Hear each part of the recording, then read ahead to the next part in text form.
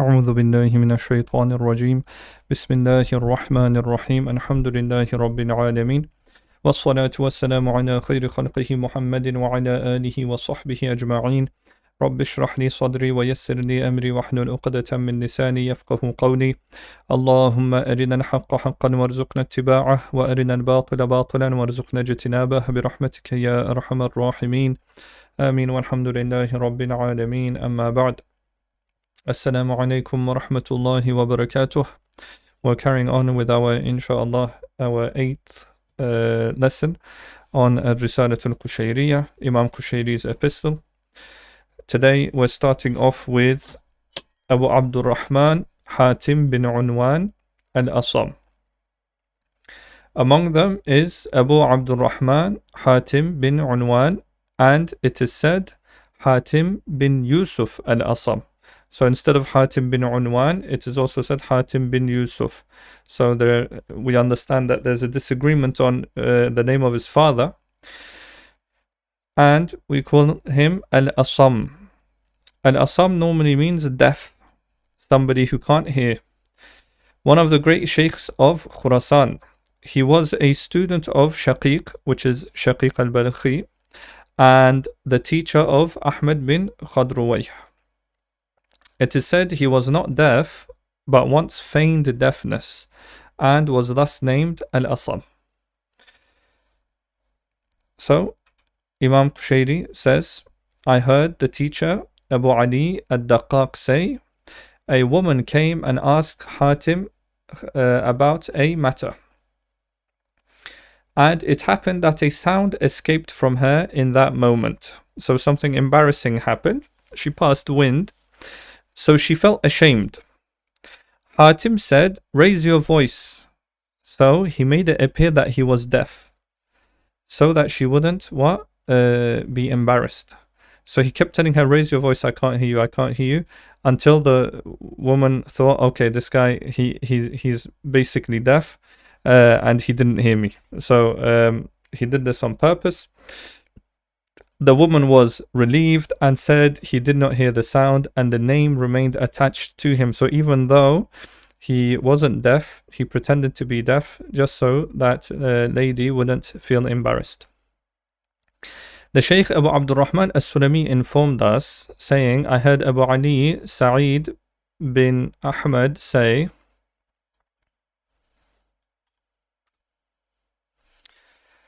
I heard my father say, I heard Muhammad bin Abdullah say, I heard my maternal uncle, Muhammad bin Layth say, I heard Hamid al-Lafaf say, I heard Hatim al-Asam say. Every morning, Shaitan says to me, what will you eat, what will you wear, and where will you live?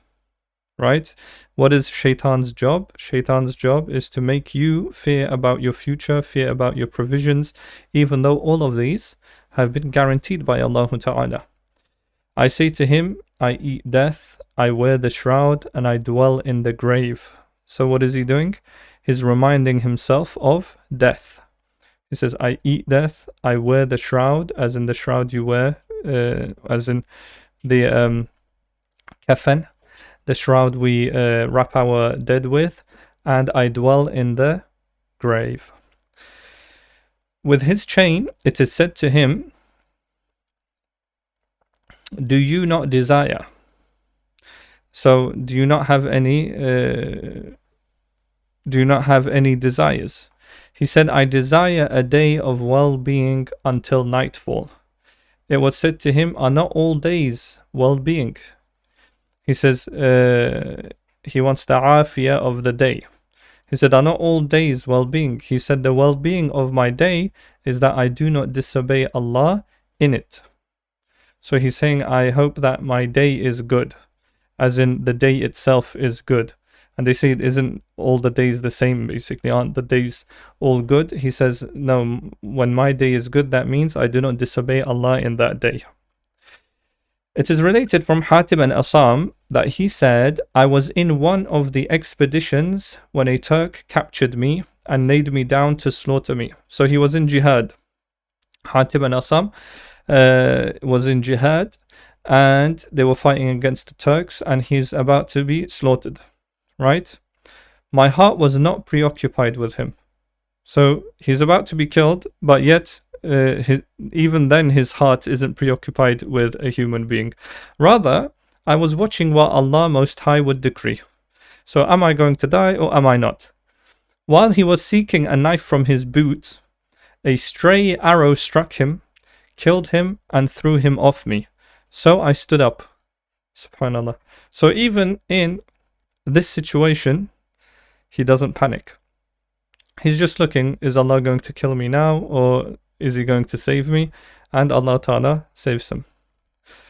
I heard Abdullah bin Yusuf al-Isfahani say, I heard Abu Nasr Mansur bin Muhammad bin Ibrahim al-Faqih say, I heard Abu Muhammad Ja'far bin Muhammad bin Nusayr say, it is related from Hatim that he said, whoever enters this path of ours, as in tasawwuf, should place within himself 4 kinds of death. White death, which is hunger, black death, which is bearing harm from people, a red death, which is acting in a position to desire, and green death, which is patching garments one piece over another, as in being faqir, being poor. So the 4 kinds of death, which is one is hunger, the other is bearing harm from people. People will harm you. You need to bear it. You need to have sabr. Red death, which is acting in a position to desire. And green death, which is patching garments one piece over another. Abu Zakaria Yahya bin Muadh al-Razi. Among them is Abu Zakaria Yahya bin Muadh al-Razi, the preacher, unique in his time. He had a voice especially in hope and words in ma'rifah. He went to Balkh and stayed there for a period, then returned to Nishapur and died there in the year 258.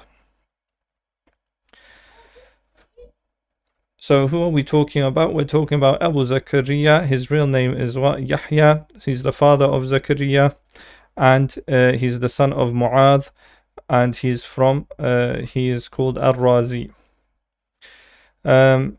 He is known as a preacher, al-Wa'idh, and Abu Zakaria Yahya bin Muadh al-Razi, he's also quite famous. He stayed and lived in Balkh for a period, and then he moves to Nishapur, also known as Nisabur, and died there in the year 258. I heard Muhammad bin Hussein say, I heard Abdullah bin Muhammad bin Ahmed bin Hamdan al-Ukbari say, I heard Ahmed bin Muhammad bin Sari bin As-Sari, and this is Sari as-Saqati's son, right? Which means he is the grandson. Say, I heard Ahmed bin Isa say, I heard Yahya bin Muadh say, how can one be a Zahid who has no wara'? So remember what we said, what is a Zahid? To stay away from the world. But what was wara'? To basically have taqwa, to be afraid of Allah, so much so that you even stay away from those things which are doubtful. So he says, how can some person who doesn't stay away from doubtful matters even be a Zahid? Be scrupulous regarding what is not yours, then practice Zuhd towards what is yours. So he said, you need to stay away from other people's possessions, stay away from doubtful matters, so be scrupulous, have wara' regarding what is not yours, and what is yours, you do Zuhd. Right? With this chain, he said, the hunger of the repentant, a person who is repenting from their sins, the hunger of the repentant is a trial. The hunger of the Zahids is discipline, and the hunger of the Siddiqeen is an honoring. Yahya said, loss, which is called faut, is harder than death, because loss is separation from the real. So what we mean by fault is when someone, normally they have a connection, let's say, to Allah Ta'ala, but for whatever reason, through one of their actions, or maybe something they said, something they did, they lose that special connection. So we call that fault. So loss is harder than death, because loss is separation from the real, while death is separation from creation. So death is nothing. Why? Because dying is just being separated from creation. It doesn't separate you from Allah. But fault, as in losing that special connection with Allah, that's harder than death. Yahya said, Zuhd is three things: little provision, seclusion, and hunger. So if you want to be a Zahid, it's having little provision, seclusion, and hunger. Yahya said, you will never profit your nafs with anything more precious than occupying it at every moment with what is most fitting for it. And this is exactly what adab is, good etiquettes, right? It is not always to be the same, but to act according to what is necessary in that situation. For example, there are situations where you're supposed to talk. There are situations where you're supposed to not talk. There are situations where you should be standing. There are situations where you should be sitting down. So these are all what etiquettes. These are all adab. So knowing how to act and when to act, this is the best profit you can give your nafs, the best profit you can give yourself. It is said Yahya bin Muadh spoke in Balkh about preferring wealth over poverty.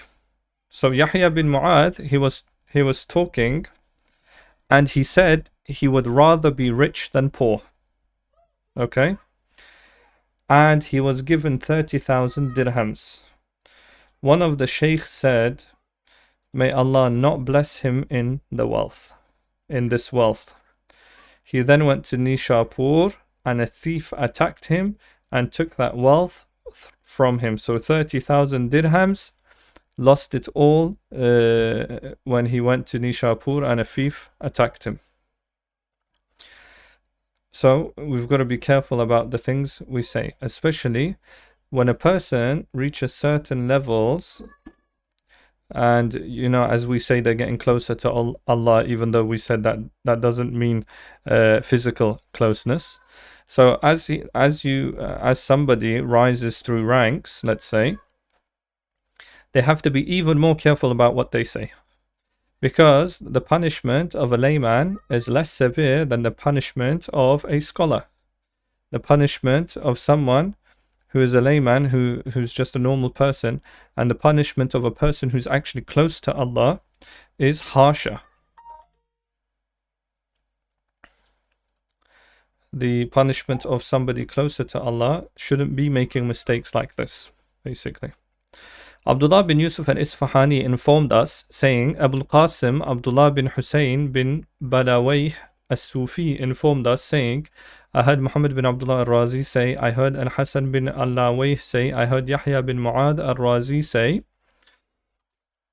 whoever betrays Allah in secret, Allah exposes his covering in public. So, not only should we not sin in public, but we should not sin in private either. So a real Muslim is someone who his private and his public is the same. I heard Abdullah bin Yusuf say, I heard Abu Hussein Muhammad bin Abdul Aziz al-Muadhin say, I heard Muhammad bin Muhammad al-Jurjani say, I heard Ali bin Muhammad say, I heard Yahya bin Muadh al-Razi say, the praise of the wicked for you is a blemish upon you. So, being praised by people who are sinful people, this is a blemish for you. Their love for you is a fault against you. And insignificant to you is the one who needs you. So, you need to be careful about trying to gain praise from people, trying to gain their love. What you should be working towards is doing everything only for Allah Ta'ala. Then you might be praised by people, you might not be praised by people, it doesn't matter. Anyways, if you work towards Allah Ta'ala, as in if you do everything for the sake of Allah Ta'ala, the wicked, they won't be praising you. The wicked will start hating you. And we see this all the time. Whenever you have, in fact, we like to say, to know how great a rank of a wali is, you just have to look at how many people hate him, right? You have to look at how many, as we say in English, haters he has, right? What we call the munkirs. Because a great wali will always be tried with people who speak out against him. And that includes the likes of Imam Ghazali, that includes the likes of Ibn al-Arabi, that includes the likes of all these other mutasawwifa sheikhs. They will always have many followers. Usually they'll have many followers, but they will also have many people who don't understand their ways. And this is actually one of the reasons, if you remember, why this book that we're reading now, Imam Qushayri's epistle, has actually been written. It's been written, why? To get rid of the misunderstandings between Ahl Sunnah wal Jama'ah and the Tasawwuf. Because he's explaining in the book, and if this is your first lesson in the book, go back to the first 3 lessons especially. That is where we explained how the Ahl Sunnah wal Jama'ah and the Mutasawwifa and the Tasawwuf, they're not different things. In fact, they're the same thing, but there are those which have hijacked the name Tasawwuf and they've gone and done bid'ahs. Similar to nowadays, we have people like that. We had that even 1,000 years ago. This book is about 1,000 years old. It was written around 400 Hijri. So the next person we're talking about, Abu Hamid Ahmed bin Khadrawayh al-Balkhi. So he's also from Balkh. Among them is Abu Hamid Ahmed bin Khadrawayh al-Balkhi, one of the great sheikhs of Khurasan. He accompanied Abu Turab al-Nakhshabi, came to Nishapur and visited Abu Hafs.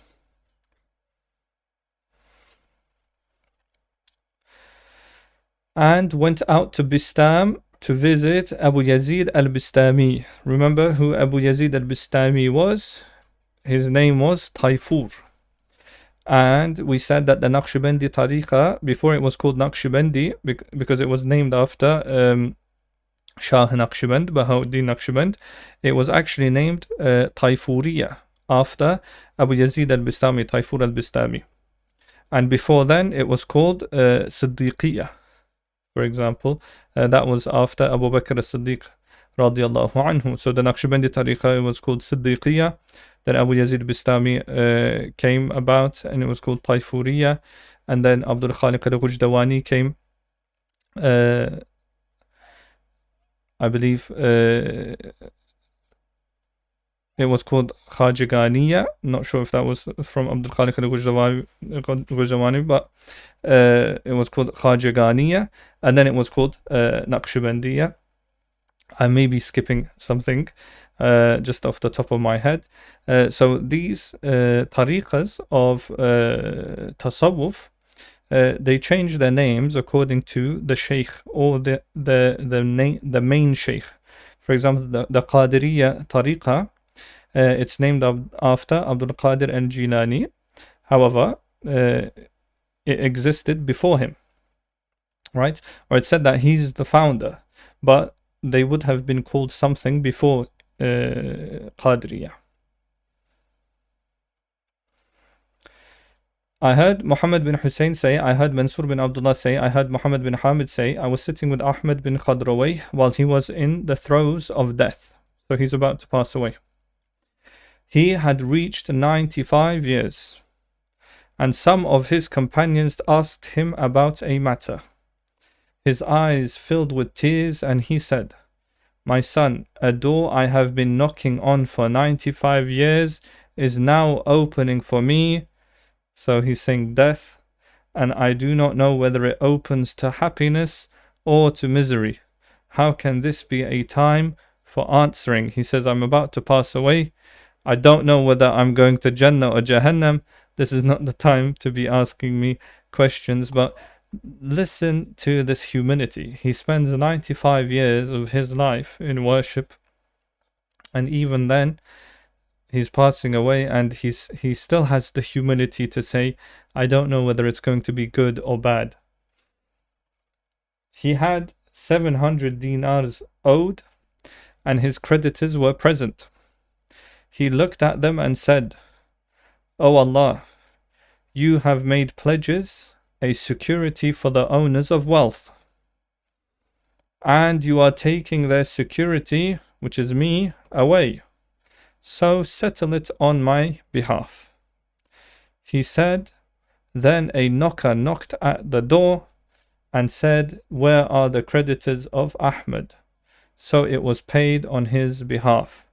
Then his soul departed, and he died in the year 240, so he passed away not owing anything. So this is the person which is saying, I don't know whether the door is going to open to goodness or badness. Ahmed bin Khadrawayh said, "No sleep is heavier than heedlessness." And this is very important. Heedlessness is what? Ghafla. So think about how many times you think about Allah during the day. The times where you're not thinking about Him, this is what? Ghafla. So you might be on your phone, you might be on social media, you might be watching a movie, you might be watching a series, whatever it is, whether halal or haram. So it might even be halal what you're doing, right? But if it's wasting your time and making you forget Allah, even this is ghafla. And this is what the mutasawwifa, and this is what the Sufis try to stay away from. They're constantly what?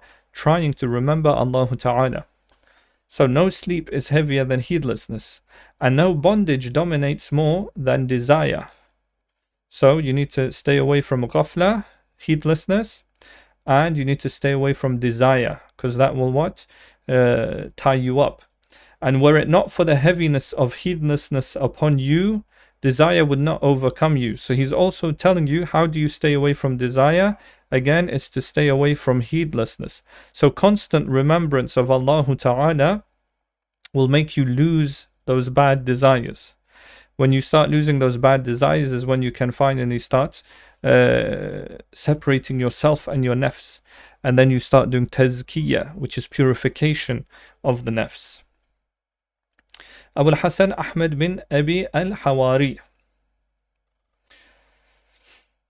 Among them is Abul Hassan Ahmed bin Abi al-Hawari, Ahmed bin Abi al-Hawari, from the people of Damascus. He accompanied Abu Sulaiman ad-Darani and others.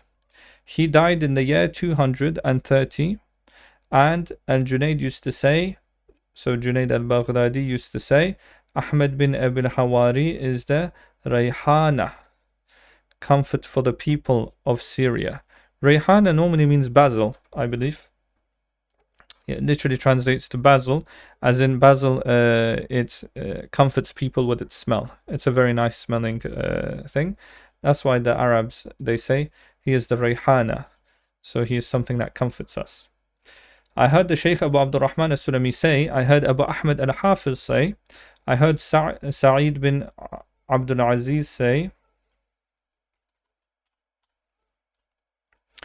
Al-Halabi say, I heard Ahmed bin Abi al-Hawari say, whoever looks at the world with the gaze of desire and love for it. So whoever looks at the world with wanting the world, loving the world, Allah removes from his heart the light of certainty and zuhd. Certainty being yaqeen. So nur al-yaqeen was zuhd.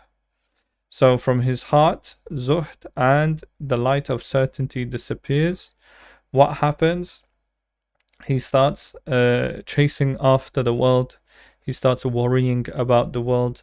So his heart is no longer content. His heart is no longer certain with what it wants, with what it's doing. So therefore, the person falls into this system where they're constantly chasing the world. What they get isn't enough, and they're always trying to reach and strive for more. And they keep going further and further into this love for the dunya. And before they know it, they've reached old age, they're dying, and they've prepared nothing for the akhirah. When Allah Ta'ala has already guaranteed what you're going to get from this world. You cannot get 1 dinar more, and you also won't get 1 dinar less. Therefore, a person should not be chasing the dunya. You're supposed to work, as the Prophet ﷺ taught us. You work, you do your job, you gain, but whatever you gain, you're happy with. You don't keep chasing more and more and more to the detriment of your akhirah. It's fine to earn more. It's fine to try to get a promotion. It's fine to try to do better at your job. But if it's going to be to the detriment of your akhirah, then this is the problem. With this chain, he said, whoever performs an act without following the sunnah of the Messenger of Allah sallallahu alayhi wasallam, his act is invalid. With this chain, Ahmed said, the best weeping is the servant's weeping over what passed of his time without conformity, without obedience. So a person should be crying over the time that they spend not remembering Allah. You should be crying about that, he says. Ahmed said, Allah has not tried a servant with anything harsher than heedlessness and hardness of heart. So heedlessness again is what? Ghafla, forgetting about Allah. And hardness of heart can be understood as not accepting advice, not accepting what's in front of you, not accepting that you are a person who has faults and that you need to fix your faults. Abu Hafs Umar bin Salm al-Haddad. Among them is Abu Hafs Umar bin Salm al-Haddad from a village called Khurdabad at the gate of the city of Nishapur on the road to Bukhara. He was one of the Imams and Masters. He died in the year 260 something, so around 260. Abu Hafs said, sins are the courier of disbelief, just as fever is the courier of death. So just like fever brings about death, sins bring about disbelief. Na'udhu billah. So you have to stay away from sins. If you stay away from sins, then you are protected with your iman.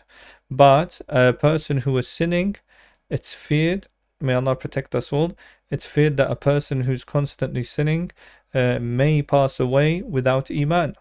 They may pass away without being able to say Ashhadu an la ilaha illallah wa ashhadu anna Muhammadan abduhu wa rasuluh.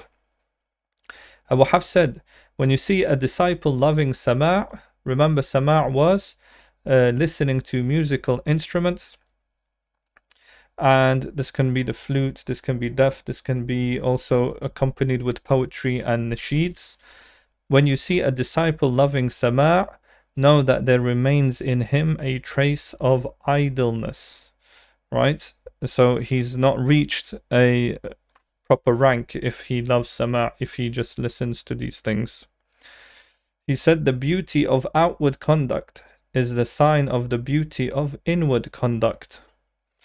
So, حسن الأدب الظاهر عنوان حسن أدب الباطن. A person who has good outward conduct, that's a sign that their inner conduct is good, that they have adab inside. He also said futuwa. If you remember what futuwa was, it was a chivalrous, acting chivalrous, the youth, being a gentleman, right? He says futuwa is giving fairness, right, and abandoning the demand for fairness.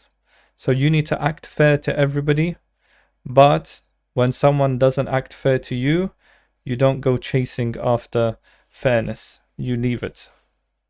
So that is being what? A gentleman. I heard Muhammad bin Hussein say, I heard Abu Hassan bin Muhammad bin Musa say, I heard Abu Ali al-Thaqafi say, Abu Hafs used to say, whoever does not weigh his actions and states at every moment by the book and the sunnah and does not suspect his own thoughts, we do not count him in the register of men. We don't count him from among men. So whoever does not weigh his actions and states at every moment by the what? By the book and the sunnah. So every moment, am I going according to Quran and Sunnah? Am I going according to Quran and Sunnah? Whoever doesn't do this and does not suspect his own thoughts, right? And doesn't keep constantly watching his own thoughts that come to his heart, yeah? He says, we do not count him in the register of men. Among them is Abu Turab Askar ibn Hussein al-Nakhshabi. He accompanied Hatim al-Asam. And Abu Hatim al-Attar al-Misri. He died in the year 245. It is said he died in the desert and beasts tore at him. So it's said that he's had a gruesome death.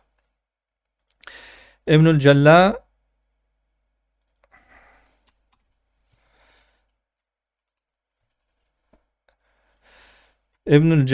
said, I accompanied 600 sheikhs and did not meet among them the like of 4. So he says, Ibn al-Jalla says, I accompanied 600 sheikhs and did not meet among them the like of 4. The first of them was Abu Turab al-Nakhshabi, the person we're talking about. Abu Turab Askar ibn Hussein al-Nakhshabi. Abu Turab said, the poor man's nourishment is what he finds. His clothing is what covers him, and his dwelling is wherever he settles. So he's talking about a high level of Zuhd, asceticism. Abu Turab said,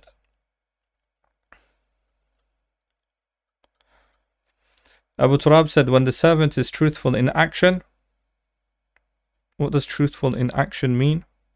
That when your acts, your outward acts are conforming to your inner self. So you're worshipping outwardly, but also inwardly you're worshipping. So you're not like a munafiq who you're praying, but you're praying because other people are looking at you, or you're praying for a worldly goal. No, if your inner and your outer has to be the same. So truthfulness in action. Yeah? When a servant is truthful in action, he finds its sweetness before he performs it. And when he is sincere in it, he finds its sweetness during the act. So, being truthful in action, right? So that is sidq and ikhlas. So first you need to be truthful in your action. While you're doing the action, your intention needs to be good. If you've ever intended something really nice, right? Think about it. You intend to maybe wake up for tahajjud, you intend to go to hajj, you intend to go to umrah. Whenever you make an intention for a worship, for a nice worship, what happens? You get happy about it before you've even done it, right? You've made an intention, okay, I'm going to do this nice thing, right? I'm going to pray this salah, or I'm going to fast tomorrow. You get happy before you've even done it. So that is a sign of what? That you're truthful in that action, right? Not that, oh, I made an intention to fast tomorrow, am I actually going to do it? So that is not sidq, right? When you make an intention, I'm going to fast tomorrow, and then you look forward to it, right? And then while you're doing it, if you have ikhlas while you're doing it, again, if it's solely for the sake of Allah and you're doing it, then you find its sweetness during the act. So if a lot of people complain, right? What do they say? In salah, I struggle to pay attention. I struggle to think about Allah Ta'ala. The answer to that is, one, you need to look at how you are outside of salah. Remember, salah isn't like flipping a switch. You cannot go from a state of heedlessness immediately to a state of khushu' and hudur. right? It needs to be a constant state with you, that you're constantly remembering Allah, so that when you say Allahu Akbar, you're still constantly remembering Allah. So it's not like flipping a switch, right? However you are outside of Salah, inside of Salah, you're going to be the same. Okay? Inwardly, you're going to be the same. Outwardly, you're praying, right? So it's important that we try and train ourselves to constantly be doing dhikr of Allah, constantly remembering Allah. I heard the Shaykh Abu Abdurrahman as-Sulami say, I heard my grandfather Ismail bin Nujayd say, when Abu Turab saw from his companions something he disliked. Right? So when Abu Turab saw from his companions something that he didn't like, what would he do? He increased in striving and renewed his repentance. He would repent, saying, because of my own evil influence, right? If your friend is bad, there is a chance that he's bad because of you, right? You might have been a bad influence to him. So Abu Turab, he has so much humility. When he sees his friend do something bad, he does tawbah, saying, I was a bad influence on him. That's why he's doing bad things, right? Because of my own evil influence, they were driven to what they were driven to. For Allah Mighty and Exalted says, what? Indeed, Allah does not change what is with a people until they change what is within themselves. He said, I also heard him say to his companions, whoever among you wears a patched garment has asked, whoever sits in a hospice has asked, as in, if you wear a patched garment, you are what? فَقَدْ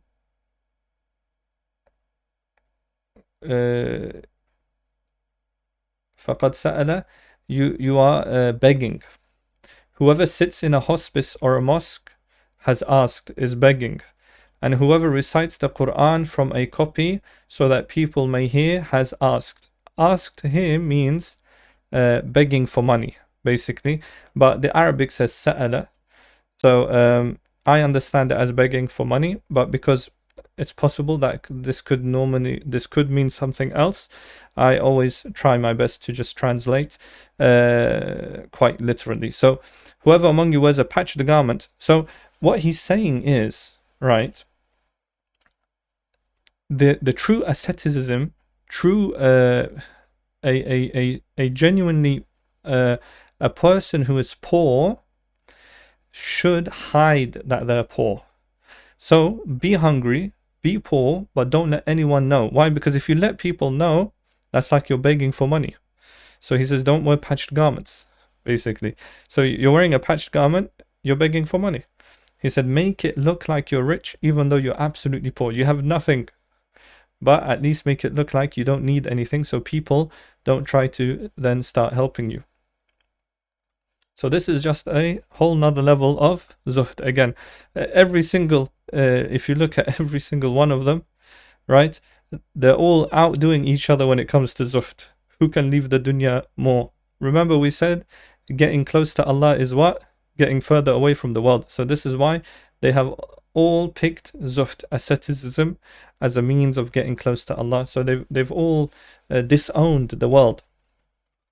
He said, I heard him say, there is a covenant between me and Allah. So there's a covenant between him and Allah, that I do not stretch my hand toward the unlawful, except that my hand falls short of it. So Allah has given him a what? A karama. He's given him a gift where he's unable to eat unlawful things. One day Abu Turab looked at a Sufi among his... Again, what does this mean? You need to understand it correctly, right? He's unable to eat it. This doesn't mean he can eat unlawful things, right? Allah has given him permission to eat unlawful things. No, it means he's unable to eat it. His hand doesn't stretch towards it. One day Abu Turab looked at a Sufi among his students who stretched his hand toward a watermelon rind. So not even a watermelon, after having fasted 3 days. Okay? And Abu Turab said to him, you stretch your hand toward a watermelon rind. The Sufi path is not suitable for you. Go to the marketplace. Go to the marketplace means just go. Right? Get lost, basically, it means. He says, you're no Sufi. He goes, you're hungry for only 3 days, as if it's something simple, right? You're hungry for only 3 days, and you've already stretched your hand out towards a watermelon rind, not even the watermelon itself.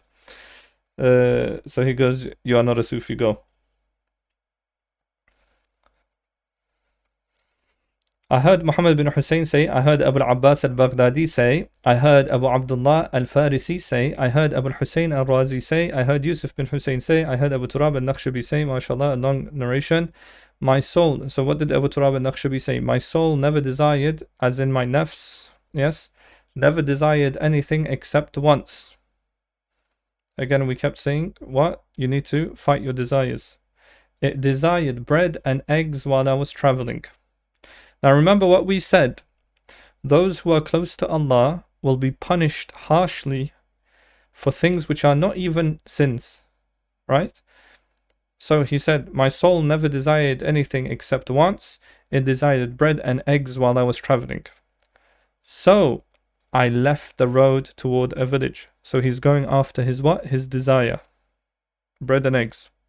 And a man jumped on me and clung to me, saying, this man was with the thieves. They threw me down and beat me 70 blows.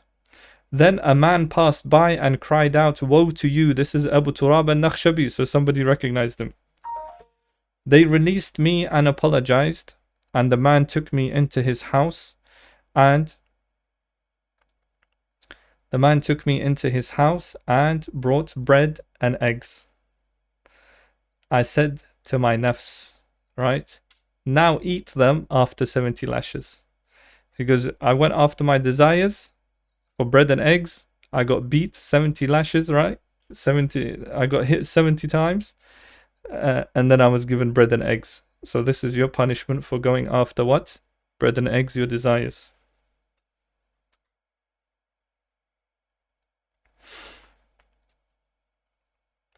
Ibn al-Jalla narrated,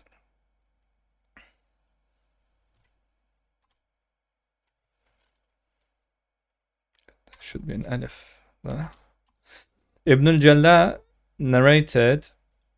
related Abu Turab entered Mecca content. Right? Imagine Abu Turab, he's traveled, right? He enters Mecca and he's not hungry. So Ibn al-Jalla says, where did you eat, O master? He said, 1 meal in Basra, 1 meal in Nibaj, and 1 meal here. We're talking about a journey which takes possibly days, months, weeks, maybe. Right? He's only eaten 3 times. So again, this is how far detached these Ahl Tasawwuf is from the world. Now obviously, right, when we read things like this, it may seem like we're reading fairy tales or things which are not real. But this is the whole reason, right, that we have chains of narration here. Obviously, I'm not going to say similar to hadith, but over here we've got chains of narration to say that these things are from reliable people. These are Ahl Tasawwuf. Like you'll see Al-Junayd in here, you'll see Sari Saqati in here. So all of these people, they're narrating from each other, right? So again, like similar to hadith, we have chains of narration here. So these sort of things, how we understand them is these are all karamas. And remember, the Prophet ﷺ, he used to say, Allah feeds me. There were times when he wouldn't eat. He would say, Allah Ta'ala feeds me. We know that this is also something Allah Ta'ala has given to those he loves from his awliya. Sometimes he gives them the ability to eat very little, once every week, once a month. And like we read before, keeping your nafs away from water for a year. So he hasn't even drunk water for a year. Among them is, do we have time? We'll see. We've got time. Among them is Abu Muhammad Abdullah bin Khubayq, one of the ascetics of the Sufis. Again, Sufi and ascetic aren't actually the same thing. So most Sufis will be ascetic, right? Ascetic meaning staying away from the world to a crazy degree, right? Like we're reading now. But not every Sufi is ascetic, right? They are to an extent, but those we call ascetic have gone above and beyond, right? So every Sufi will stay away from the world. You have to. But the ones we actually call ascetics are the ones which have gone above and beyond. He accompanied Yusuf bin Asbat. He was originally from Kufa but lived in Antakya, which is modern day Turkey. I heard Muhammad bin Hussein say, I heard Abul Faraj al-Warthani say, I heard Abul Azhar al-Mayafariqini say, I heard Fatah bin Shakhraf say, Abdullah bin Khubayk told me the first time I met him. And as you can tell, this narration, we've never heard this narration before, right? And that's most likely because he lived in Antakya while all the rest, they used to live where? Ma Wara'un Nahr, Bukhara, Nishapur, they all lived around here.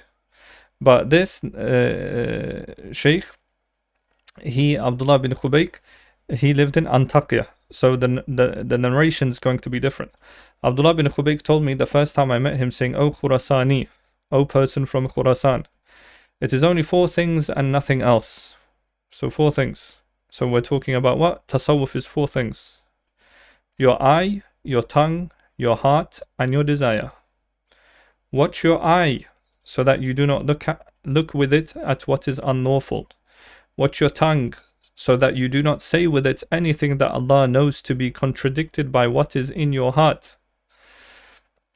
Watch your heart, so that there is no rancor or hatred in it toward any Muslim. And watch your desire, so that it does not incline toward anything evil. If these 4 qualities are not found in you, then place ashes upon your head, for you are truly wretched. Right? So, your eye, your tongue, your heart, and your desires. Ibn Khubayk said, do not grieve except over something that will harm you tomorrow, the afterlife. So you lose money, does it harm your afterlife? No. You lose a family member, does it harm your afterlife? No. Don't grieve over it. And do not rejoice except over something that will please you tomorrow, as in, again, afterlife. So you've gained money, don't get happy, because gaining money is not going to help your afterlife. Okay?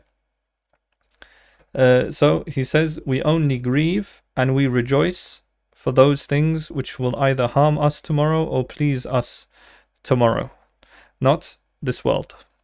Ibn Khubayk said, the estrangement of servants from haqq, estranged hearts from them. If they had found intimacy with their Lord, everyone would have found intimacy with them.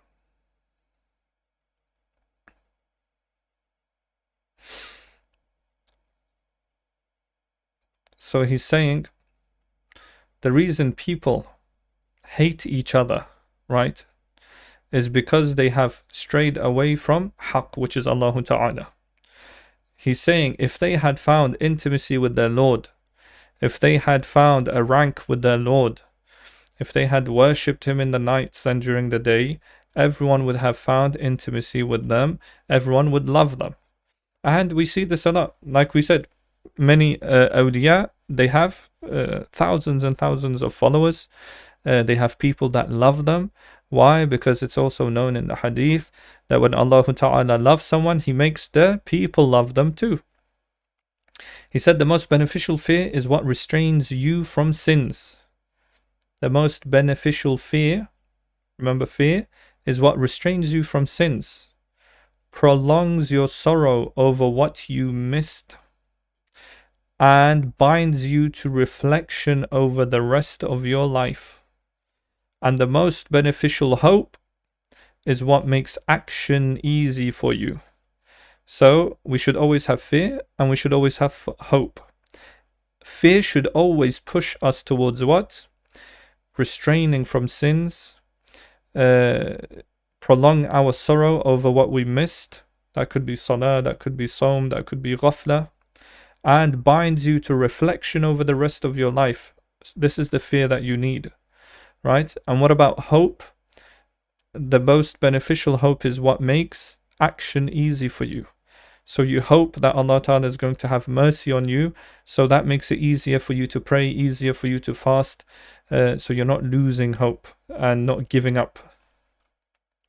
He said, prolong the listening to falsehood, and this is very, very, very important today, where we have social media, we have videos, we have hours and millions of hours of content.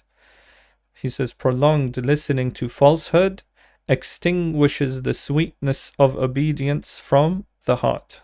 A Muslim should not spend their hours and their days listening to random speech, falsehood, listening to what the kuffar are saying, listening to what the non-Muslims are saying.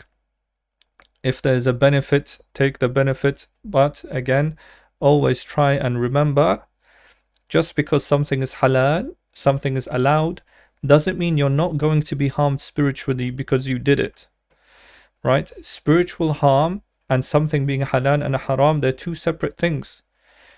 Haram will always harm you spiritually, but halal can also harm you spiritually. And that's why we said wara' is what? Staying away from doubtful matters.